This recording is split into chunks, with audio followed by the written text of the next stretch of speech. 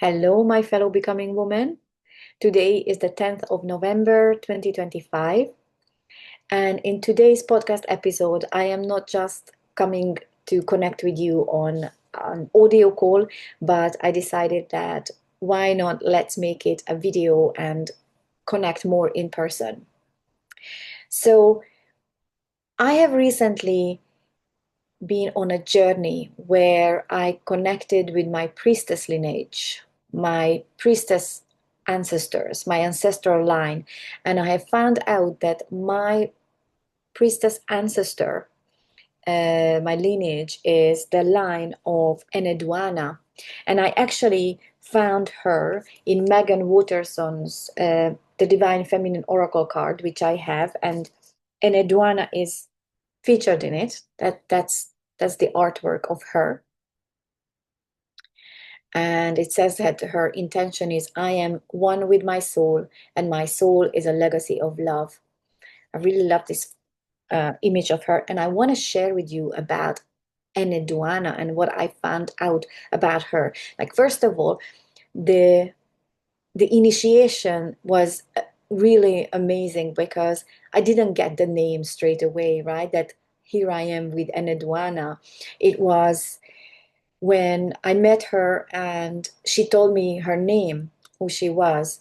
At first, I just got a D, like D-H, like the. Um, there was a double N. I felt like dun, something like this, dun.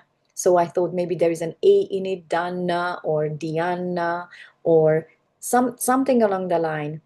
And I left it there for the rest of the journey. And in my mind, in that moment when I was experiencing this spiritual connection, I just called her Diana. And after we finished the initiation, we finished this connection with my priestess ancestral line, I went to research and tried to put it into the search, like high priestess, a priestess of this name of Dana with a DH and double N, Diana. And the answer was Enedwana. That's what the uh, search brought up. And it's amazing how, like, the similar. So I didn't get her name right, but you can see that she does have the H, the D, the double N, the Dana kind of uh, pronunciation in it. So it feels really 100% for me that it was Enedwana in that connection. I really identified her. And so I find her in this Divine Feminine Oracle card. And I want to read for you about her. And then I will tell you why I feel that this was a really deep connection and just something that is really resonates with me. So, Eneduana embodies the ability to become one with our soul, to live out our highest purpose. Born in Mesopotamia during the Akkadian Empire around 2285 BC, Eneduana is considered not only the first known female poet, but also the first named literary author in history. She was given the title of Entu. She was the high priestess of the moon god Nana. She is credited with creating the structure of poetry, psalms, and prayers that were then used throughout the ancient world. She was considered to be the embodiment of the Sumerian goddess Inanna. She is the limitless love and the inexhaustible power that moves through us when we merge with the soul. We each have a personal myth. We each have an Ishtadeva, a personal deity who inspires and compels us to bring heaven right here on earth by moving us with the fierce conviction that we're divinely led. Enedwana encourages us to integrate our light and our dark, to bring our unconscious aspects of self into consciousness. The High Priestess is often described as the guardian of the unconscious. She is that aspect in all of us that holds the veil of awareness that separates us from our inner depth. And Adwana is about merging the awareness of our soul and all the love and power it gives us with our individual personality or ego. And Adwana wants you to live and breathe your soul. She wants you to become so intimate with it that there is no longer any separation. And there are no more excuses or apologies for how powerful you are. So this is an Adwana, the high priestess. And the reason why it really resonated for me and really felt that connection to be true in my soul through that high priestess ancestral initiation, connecting with my ancestral line of priestess. Because since 2017, I started to really explore the moon cycles. And through my own dark night of a soul, because my daughter was born in 2015, and when I was trying to come back into business, into work, into what I'm gonna do, with as a mother having a small baby, in 2016, in my despair and stuckness, I did a full moon ceremony out of the blue. I heard it on Facebook. Somebody was saying that it's full moon and it's full moon ceremony time. And I looked it up and just did a full moon ceremony for myself back in my garden. In the evening, I took a candle. I took a list where I wrote down everything I want to let go of and make space to receive all the things that I want to receive, like the full moon, this duality of the full moon, of the light and the dark and the two sides of the moon. And that's like basically one of the most powerful aspect of a full moon ceremony. So I did that. Um, I did that out of no other ideas of what am I going to do? Like, how am I going to start to connect back to myself, with myself as me, as a person, as opposed to being a mother and being a wife and doing all the other roles for everybody else. So for me, it started with the moon. And it was so powerful. The next morning when I woke up, something really shifted for me from this 20 minutes in the garden in the dark, looking up the moon and just whispering out those things that I've written down and then burning the list. And this was the first time I was really doing something that people would call as woo, as something very spiritual. Till then, I was really a transformational mindset coach, guide. Um, these spiritual things were not really coming into my world or into my work with myself or with clients. And then this moon thing was the first thing. And when I woke up the next day, I was really feeling a shift inside of me. And it was so powerful that from then on, I decided to kind of start to explore the moon cycles, the moon, the different moon phases, their meaning, their symbol, their energy. And then I brought it into my coaching, into my work with women, and created meditations and, you know, like guidance, intuitive guided journeys for each phase. And then it turned into this moment where I created a guided journal. I actually wrote a guided journal, and this has become something that I was really connected to, creating journals, not just writing something, but or writing a book. I wasn't really called to write a book, but I was called to write things that has got like practical value. So it has got the spirituality, it has got the concept, the connection, but also is practical, bringing two things together. And this is why I really started to resonate with Enedwana and feeling like this is really true for me, this ancestral priestess line, because connection, because it started for me with the moon, like not knowing, not having this connection, somehow it still she was still guiding me. This priestess ancestral line was still guiding me. It started to bring myself back into connection with myself. It started with the moon and then continued with writing. And now, actually, uh, I want to show you this. This is the daily dose of soul awareness. This is the journal that is a um, evolved version of my very first moon journal that I created in 2020. And it's focusing on soul awareness. It's focusing on connecting to your human self and your soul self and merging the two and living from that soul awareness.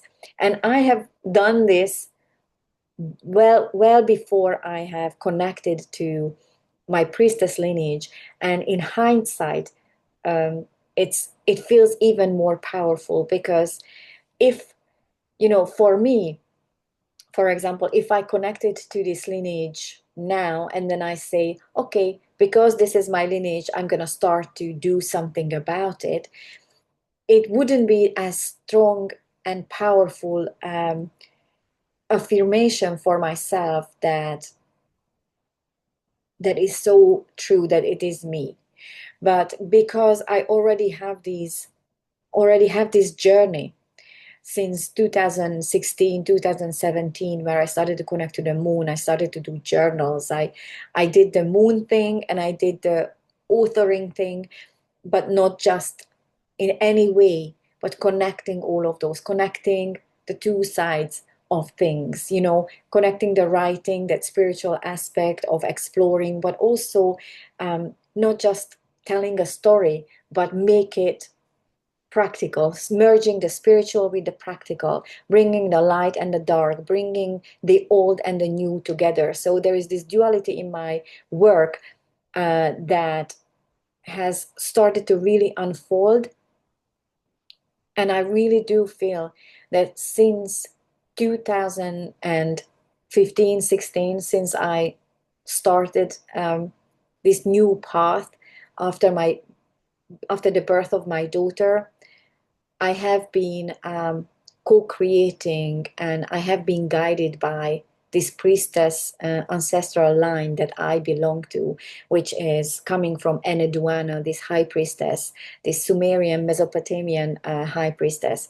And I find it really, really humbling and reassuring. And I feel very, very grateful and excited about experiencing this full and conscious connection with her. And obviously, I have got to a point where, in my work and in my life, where this connection needed to be more conscious. I needed to be more aware of it and really consciously co create together with her.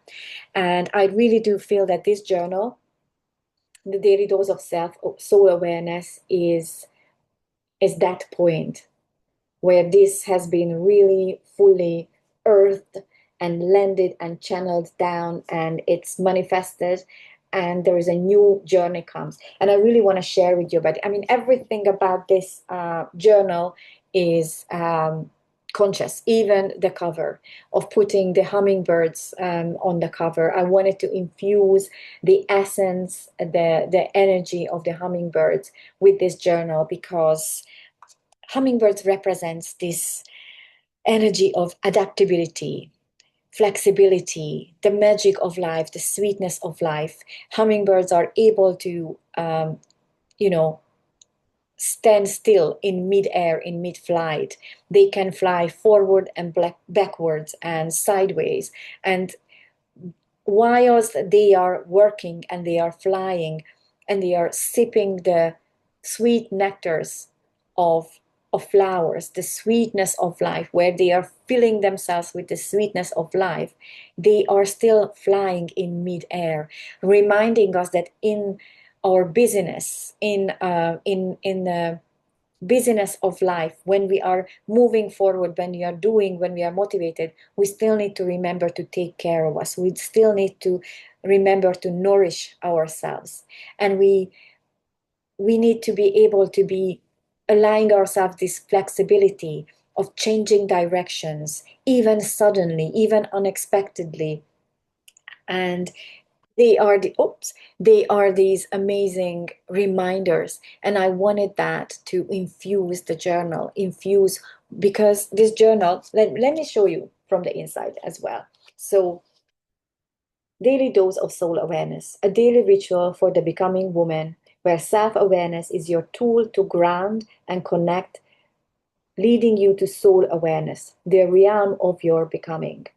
So soul awareness is not something that is a static process of like you're just gonna, it's a daily morning ritual, a 5 to 7 minutes simple and quick daily morning ritual. But it's not just about this, it's not a static, it's not just, you're not doing it for the sake of doing it, of like, okay, I can tell about myself that I did this tuning. It has got a very strong practical aspect. It's a accumulative process. So the more you do it, the stronger this grounding, the stronger this connection with yourself uh, is going to become. And from that, you can leverage in every areas of your life. So let me show you. So, okay. So then there is the index page because there are a few things in the journal. Also, there is an audio companion to the Daily Dose of Soul Awareness, where I personally guide you through the full cycle of soul seeding. I call soul seeding the process of the actual tuning in the actual daily practice.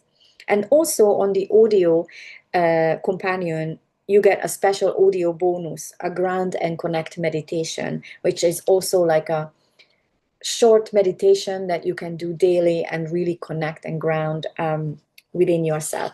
So it starts with the becoming woman. And I love these gorgeous images that I chose for each page. The becoming woman is, I want to give you a definition of who is the becoming woman. The becoming woman is you when you pause long enough to notice the soft core inside. You lived, worked, played, contributed, achieved, yet you feel a pull towards more. No more hustle.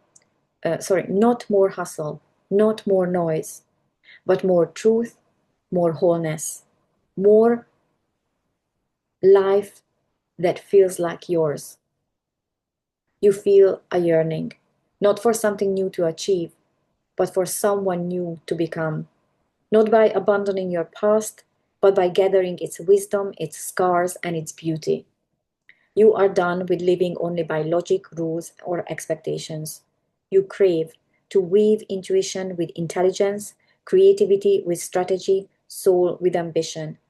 You, the becoming woman, are ready to claim your next evolution. And then there is another little page where I give you a vision what soul awareness is. Soul awareness is the practice and the path, the seed and the fruit, the foundation and the unfolding. It is the daily act of noticing yourself honestly and the lifelong journey of becoming who you truly are. When you live from soul awareness, you don't just know yourself, you walk as the woman you are becoming, guided by your own inner truth. From this realm, your soul remembers and your life expands. And this is again, it feels so there, it feels there is so much resonance with Enneaduana, this duality that Megan Waterson is talking about in relation to her, this duality of the light and the dark, the conscious and the unconscious, the soul and the human, to bring all those together. When I was writing this daily dose of soul awareness, reworking, from like evolving that first ever moon journal that I created in 2020, this was so important to me. That was something was that was really into, woven into everything that I was doing when I was putting together the soul awareness practice, this duality. And it's always been important to me actually in my life. It was always important for me that if I learn about a spiritual concept, if I learn about a personal development concept, I don't just want to learn about the concept. I don't just want to know that, oh, meditation is great. I want to do the meditation, and also I want to get the results that can come into this life, into this physical existence that my soul self is experiencing here. We are not just here to learn about concepts and theories that are great and that can make our lives better. We also want those concepts to work for us, to bring something tangible into our lives. This is why we are having this physical experience as spiritual beings. We want to experience it. So this is what the daily dose of soul awareness is about, to experience it. So I just want to show you. So basically, I'm going to give you a little bit of or a little bit of insight to my journey of soul awareness. Then there is something that is really important: self-awareness. Self-awareness, I see, is this overlooked skill of becoming, because self-awareness is so basic, so simple, so available to all of us, yet we don't really commit to it. We don't really harness its power. And the same thing with writing and journaling. It's available to all of us. It's a cheap way of really connecting with this power of personal transformation. Yet, do we really commit to it? Do we really do it? It's available to all of us. And so this practice that I truly believe I co-created together with my priestess lineage, it's coming from them, not just from me, is the path from self-awareness to soul awareness, to really use those simple things that is available to all of us and use it to really tap into our own journey, our own inner truth, into our soul, and live this life to keep becoming the next and the next and the next evolution of ourselves, and keep becoming who we are meant to be, and create and live a fulfilled life, fulfilling that soul purpose, fulfilling that journey, as we are always stepping into the most recent and most evolved version of ourselves. So there is the 8 steps of soul seeding. And soul seeding, I call the actual process of the daily practice that you are doing. And I'm calling it soul seeding because you are planting little seeds every day. You are tending to those little seeds every single day. And there's an accumulative process of keep growing and keep becoming, and you are witnessing your own becoming on these pages. So then there is a part where it's the essential guide to each step, so you get an insight in detail to each step, and then I lead you through page by page, step by step, of what to do on each page. And you're going to learn this process really, really quickly. It's a simple, easy process. And it takes you 7 minutes or even shorter once you really get the hang of it. And each page, then I want to show you this page. When the journaling pages are starting, I've got another beautiful image that I really love. And these are the journaling pages. So the first six step is about grounding and connecting into the human self, into the soul self, bringing the two together. And it's an intuitive process. Therefore, you don't want to do it for a long time. 3 minutes max, right? When you get into the hang of it, it shouldn't take you longer than 3 minutes, because it's all about intuition. It's all about that connection. It's not about thinking about it. It's connecting and feeling. So the first 6 step is the grounding and connecting. And then the 7th step is giving you a moment to reflect on all of those things that you have just witnessed about yourself and about your soul. Just have a little reflection. And then the 8th step is calling you to find an action, a small step that you intuitively feel that is coming up for you from that daily tune in.